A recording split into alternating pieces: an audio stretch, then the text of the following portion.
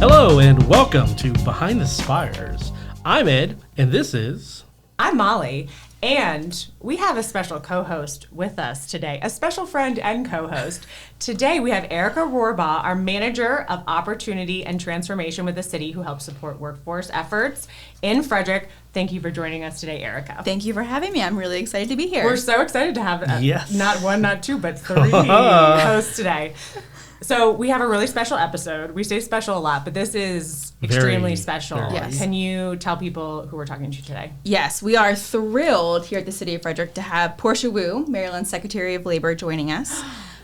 I know, drum roll, so excited. I'm so excited. We've actually heard from many of you who live here in Frederick or commute through Frederick or have been impacted regionally or in the city by recent changes at the federal workforce level it's impacting our job market, our local economy, and so we wanted to bring some resources here to our podcast. I love it. We are very excited to have this important conversation this morning with Secretary Wu. Amazing. Yes. Give us her bio. Yeah. Secretary Wu has been with the Secretary of Labor since 2023. And before joining the Moore administration, she was Assistant Secretary for Employment and Training at the United States Department of Labor.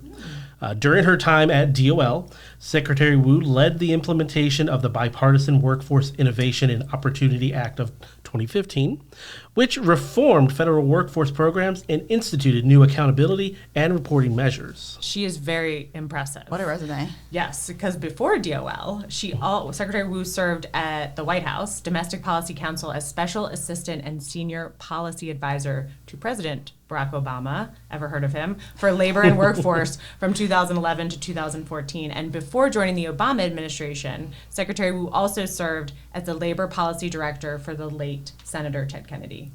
Yes. Lots and lots and lots of You cool can't stuff. get a better resume. I Seriously. mean, and throughout her career, Secretary Wu has overseen federal programs providing employment services and job training for millions of individuals annually. So she is the perfect guest to speak to today Absolutely. in the time we are in. We are so excited. So stay tuned. We will be right back with Secretary Wu. Thinking about starting a business? In the city of Frederick, your imagination knows no bounds. With the Department of Economic Development's help, you can take the leap to become an entrepreneur. We'll help you fire up your business plan, see the resources around you, build relationships with community partners, and create a clear, clean path to opening your business. Together, we will plant your ideas and watch them grow. Let's get your business off the ground. Contact the City of Frederick for resources to start your small business today. And welcome back. Today, we're so excited to have Portia Wu, Maryland Secretary of Labor, joining us. Welcome, Secretary Wu. Great to see you. Secretary Wu, we're so excited that you're here with us today. This is our first time meeting virtually. So can you share a little bit about yourself and your background and your role as Secretary of Labor? Thanks so much, Molly, and thank you to all of you. It's really exciting to be here. Yes, I serve as Maryland's Secretary of Labor. I came in with Governor Wes Moore. Before this job, I spent about 15 years in federal government service, actually, and I've sat in a lot of seats around the table. I was a Hill staffer at Capitol Hill. I was in the executive branch under President Obama's administration, and I also spent time in the corporate sector and nonprofit world. So I've sat at a bunch of different seats, and now I've been in state government for about 2 years. And can you talk to us about your role under the Obama administration? So you served at the White House Domestic Policy Council as Special Assistant and Senior Policy Advisor. Can you share a little bit about how that was? I'm so curious. It was great. It was a great role. It was very exciting to be part of the Obama administration. A lot of what I did then is not dissimilar to what I did now, which is to think about how can we have workplace policies, workforce development policies that really lift people up, provide more opportunities, train people for the jobs of the future. If anything, I worked a lot on registered apprenticeships, so I did that both at the White House and then later at Federal Department of Labor. And so a lot of the efforts I started then, I was there actually launched the first National Apprenticeship Day over 10 years ago. And it's great to see how those have carried through and are happening at the state level. But if anything, the pace of change has really accelerated. So a lot of those questions we were asking then, how does automation change our world? How does now AI change our world? Feels like they're coming faster and faster. Oh, yeah, I can only imagine. Did you always know that you wanted to work in government? No, I have to say I didn't. Although the apple doesn't fall far from the tree, as they say. My parents were actually both career feds, but they were doctors. They were doctors in the VA hospital system, and I think I started as a lawyer. I knew I wanted to help people and work on social benefits issues. So I actually started as a lawyer representing individual workers and unions and pension fund trustees for the beginning part of my career. And then I thought, well, I love helping individual people and individual clients, but I'd like to try to make change at a higher level and like kind of bigger scale.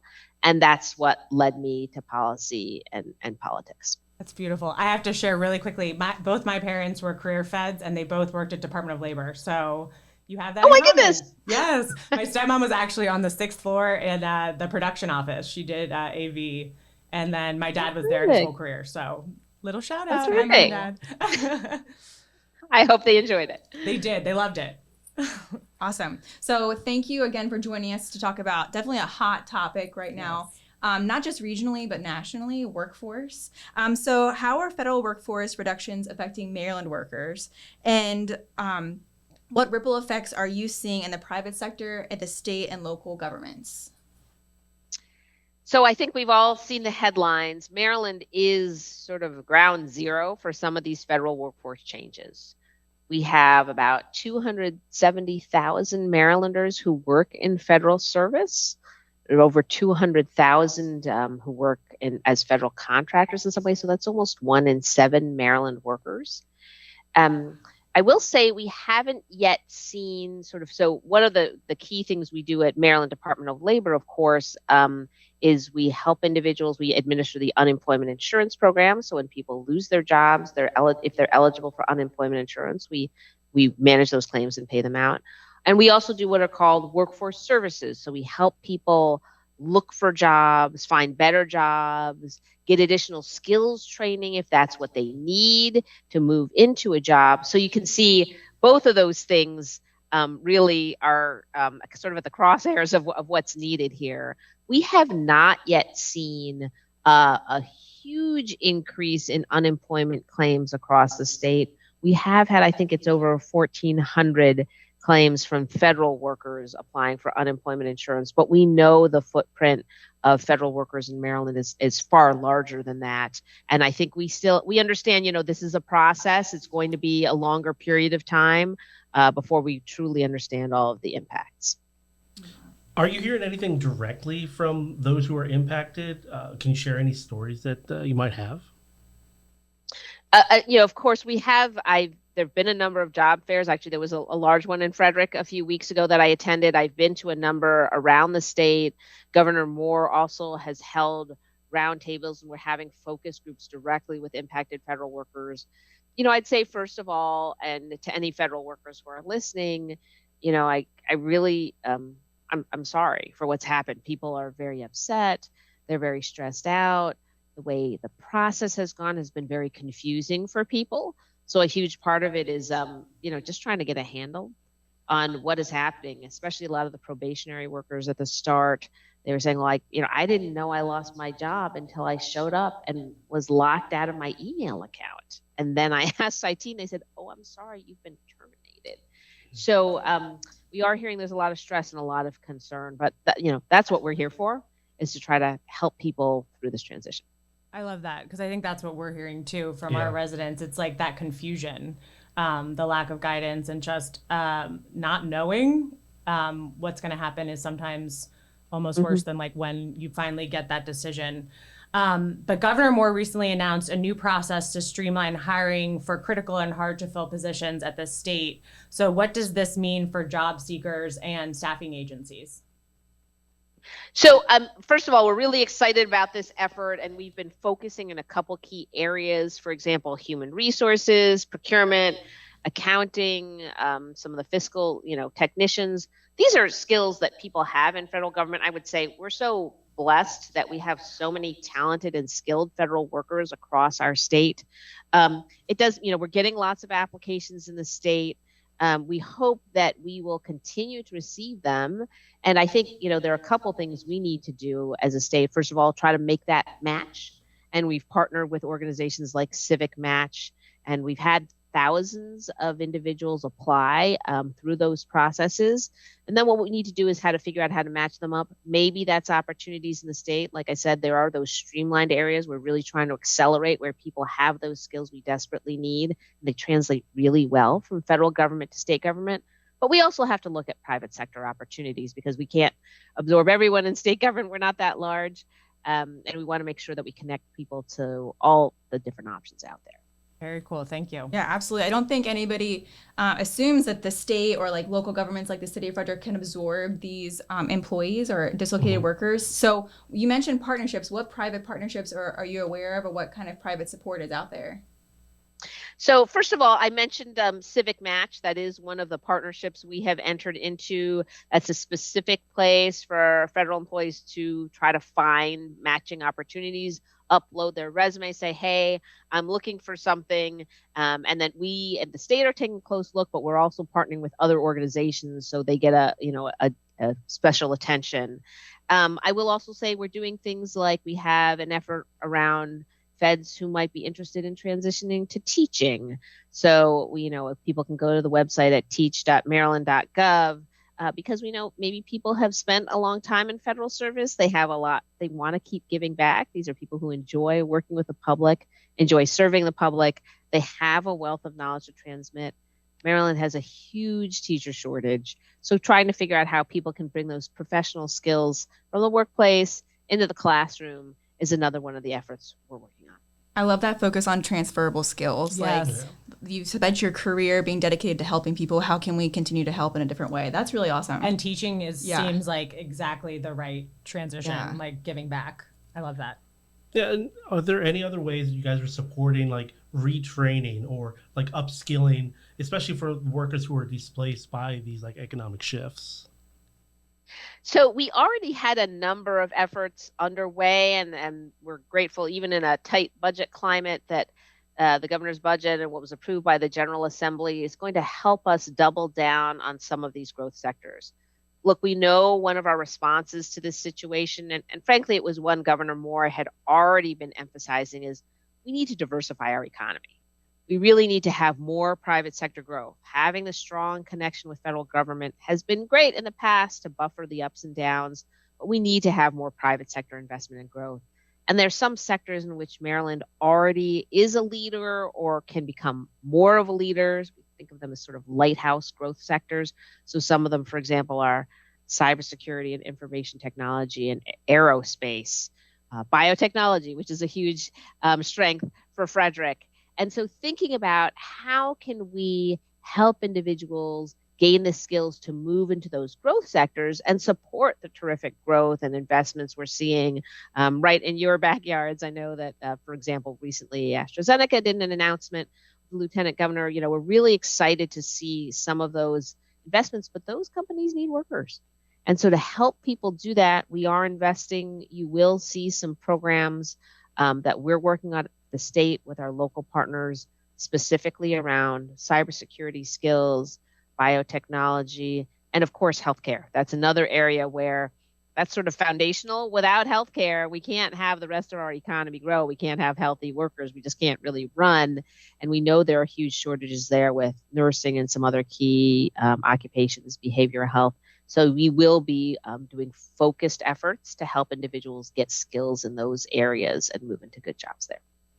It is like an anxious time for a lot of people, but it also sounds like it's like a very exciting time in a way with all the growth and the focus on workforce and economic development that you guys are doing. So as you were talking, I was like, this is great. Biotech, let's go, Frederick. Shifting gears just a bit, the other hot topic is tariffs. How do you anticipate tariffs, particularly those impacting manufacturing and importing, will impact Maryland's workforce in terms of stability and wages and hiring decisions and all that good stuff? So, again, with a lot of the actions, it's a little confusing because it feels like things shift very quickly. Of course, like every state, we are anxiously, monitoring the situation and trying to figure out what are the potential impacts and effects on Maryland's economy. Um, we know that certainly goods that are sold from certain countries may see very high tariffs. That's at least what's being stated. Who knows if other deals will be brokered like the ones we've heard news about this week. And I think with the port in particular, because the Port of Baltimore is such a major supplier of the whole eastern seaboard, we know that tariffs could have impacts on things like automotive, traffic and business. So we are monitoring it very closely. I think it's a little bit hard to tell at this point. And of course, Maryland will be, only one of all of the states that are impacted by potential actions here. Thank you. Absolutely. We're certainly appreciative of your leadership during all of this uncertainty right now. And we're also appreciative of how much you have supported Frederick in the past and frankly love Frederick. It sounds like we might be one of your top favorite cities in the area. And I mentioned support because a couple of years ago, you were a panelist on our Good Jobs, Great Cities when we were talking about workforce development kickoff event. So we're always thankful when you show up for Frederick. So speaking of Frederick, how can we maybe be supportive of you and the government or the state's actions and all of the work you guys have going on? Well, as I mentioned, already appreciate the super strong partnership that we've had around events to support federal workers. We did have that recent job fair that we were able to collaborate with all of you on. I think we will be having specific job fairs and events and hiring around, for example, cybersecurity. I know there have been some around biotechnology already. I mean, think about it. We have all these people at FDA and NIH. They have incredible skills that could be very useful to the private sector. So I do think continuing to work closely together, and I am proud to say we've enjoyed a really strong collaboration with, the city of Frederick, with the local workforce leaders there, continue trying to think about, okay, as the situation evolves, how can we partner together? Frederick does have, I think it's a little over 11,000 feds who are living there in the county. And then there, several thousand of those jobs are actually located in Frederick County. So, each county is going to be different and the way you're experiencing the impact. So I think collaborating closely to understand what are your greatest needs so we can support you. Yeah. So where can Marylanders, Fredericktonians, go to find support, job training, career opportunities? So first of all, there's you can go on our website that's kind of got, and the governor's website that sort of has overall information about all of these different resources. So our website is at labor.maryland.gov/federal workers. We have job centers all around the state, and including some in Frederick, to where people can just walk into the job center and provide, you can get help there on the spot. Maybe it's filing for unemployment insurance, brushing up your resume, saying what opportunities are there locally. We also are running a weekly workshop, and we've had, I want to say, well over 1,000 people attend every Wednesday through our Professional Outplacement Assistance Center. And that is really a deep dive on how do I retool, for example, my resume. Maybe I haven't done a job search in a while. How do I go about that? I want to shift to private sector now instead of federal government. How do I do that? How do I even start that search? So, we have all those tools available for people. I will also say there's some specific tools for veterans that are linked on our website because we know a very high percentage of federal employees are veterans. So we want to make sure that we bring all our resources to bear to support them. Yeah, I think the statistic is something like 1 in 3 or something like that, right? Are veterans. So what does the next year look like? You've talked a lot about some really exciting things, like challenging times. What does the next year look like for Maryland's workforce and labor? Well, I think, we're going to, first of all, try to meet people's immediate needs, right? There are individuals who are sadly going to lose their jobs and need to have that immediate income support. So for those who file for unemployment insurance with Maryland, we want to make sure we support them. Second, help people with this transition, really focusing on not only the individuals, but creating these sort of growth sector pipelines like I talked about with cybersecurity, healthcare, biotech. I think really doubling down on some of those growth initiatives is going to be absolutely critical. And then I have to say what do they call them? Known unknowns, right? Like a part of it is we just aren't sure really what other changes are coming at the federal level. And I do want to say, that's where there could be very significant impacts for our department and others if federal spending changes a lot, because a lot of those programs provide very vital services to Marylanders, whether that's Medicaid or food stamps or heating assistance or Social Security. All of those benefits are very vital to Marylanders, and we'll just do our best to try to respond, but that is a major unknown for us. And a lot of these services that I just spoke about are funded by federal dollars. So if the federal dollars suddenly aren't there, it may impact our ability to provide a lot of the support. So far, that hasn't changed, but again, we have to prepare for all the scenarios. Well, thank you for your preparation and your leadership and the Moore Miller administration and your guys' focus on Frederick and workforce and workforce development is it's really very appreciated. Secretary Wu, thank you so much for being with us today. We're so privileged to be able to talk to you. Before we wrap up, is there anything else you'd like to say today? Well, thank you so much, Molly, Ed, and Erica. It's really been a pleasure talking with you. Two things. First of all, we do want to encourage people to come in. If you do need assistance, there is an American Job Center right there in Frederick, 200 Monroe Avenue. People can go in for help with filing unemployment insurance, looking for a job, brushing up your resume. You don't have to have lost your job to come in for help. Maybe you're thinking, well, I'm not sure what's happening. Let me just try to find out what's out there. And they can connect you to some of the workshops and job fairs that I mentioned. And then I also will say sometimes this is, especially in the DMV area, sometimes we live in one jurisdiction and work in another. So just for people who unfortunately are finding themselves in a place where they need to file for unemployment insurance, they should do that in the state of their duty station. So if you live in Frederick, but work in downtown DC, you actually file with the DC government. And this is sometimes a little bit confusing to people because they say, oh, wait, I filed with Maryland. I didn't hear anything back. And they find out a couple of weeks later, oh, I should have filed somewhere else. We do our best to refer people as soon as we can, but that's just another little tidbit. And like I said, you can always go to the job center or go on our website to find out more information or to get more help. We're here to serve. Awesome. Great. So we'll put up those addresses too so people can find them. Everyone check out the AJC. I think you said Monroe Avenue, so we'll put that up. Secretary Wu, thank you so much for being here. I can't wait to meet you in person one day. Yeah, come back to Frederick anytime. Come back to Frederick. Check out the new restaurants that are down here. Great food, great culture. I hear that it might be your favorite city. No, I'm just kidding. Top 10. It is on this podcast.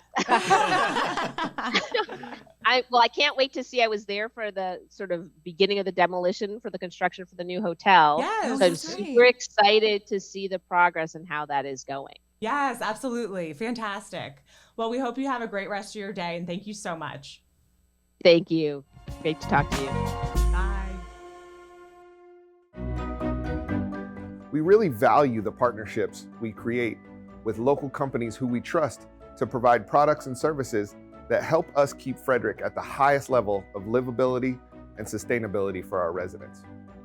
Just visit our website at frederickmd.gov/Frederick Buys and follow the prompts to register as a vendor today. Remember, when Frederick buys, Frederick thrives.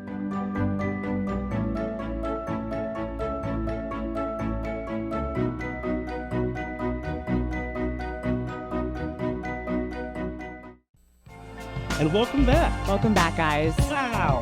That was really exciting. That was really good. Yeah. And actually, that was our first virtual interview.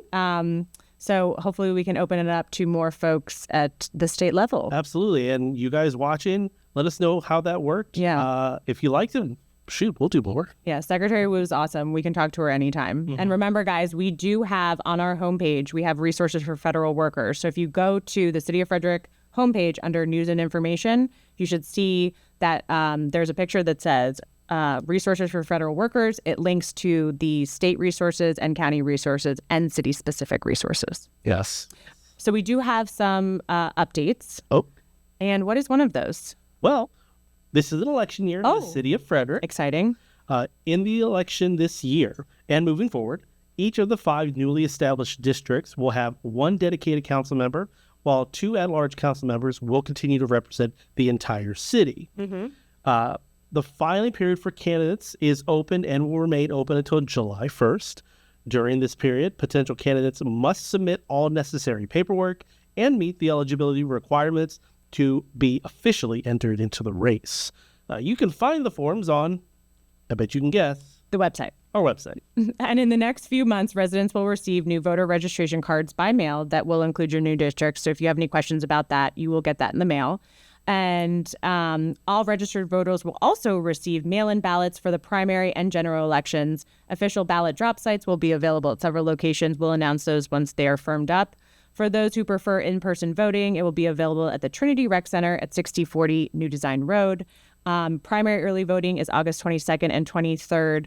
With primary day voting, it's going to be September 9th. And then general early voting is going to be October 24th and 25th, with the general day voting November 4th. And again, you can find more information on our website, frederickmd.gov/elections. And we will be providing updates on Vote Frederick via the city's Instagram. You can check out previous updates in the Vote Frederick highlights at the top of the city Instagram page also. We will be having a special election episode of the podcast this summer, somewhere around there. Yes, we're going to be having our city clerk Phyllis on. So she is like she knows everything. So we're going to be asking her all the questions. So definitely tune in if you are wondering about anything election related. Please email us at Behind the Spires at cityoffrederickmd.gov. Yes, Behind the Spires at cityoffrederickmd.gov. Yes, Behind the Spires at cityoffrederickmd.gov. Let us know what you want to hear, what questions you have, who you'd like us to interview. And we'd love to hear from you. Yes. Remember to like and subscribe to us on Spotify, Apple, Amazon, and YouTube. Also, before we dip on back Behind the Spires, we asked just a teeny tiny little favor. It's the tiniest little favor. Oh, really, really, really tiny. Tell your friends about us. You know, tell them about your time here. And if you get a chance, a simple, how many stars? 5. 5 stars. A 5-star review. You can even do that right in your podcasting app. Very easy. Your support will help us grow, and we'd really appreciate it. So thank you for hanging out Behind the Spires. And remember, kindness costs us nothing, but it means everything. Sure does. And thank you to Secretary Wu and her team for scheduling that with us. Bye, guys. Bye. See you later.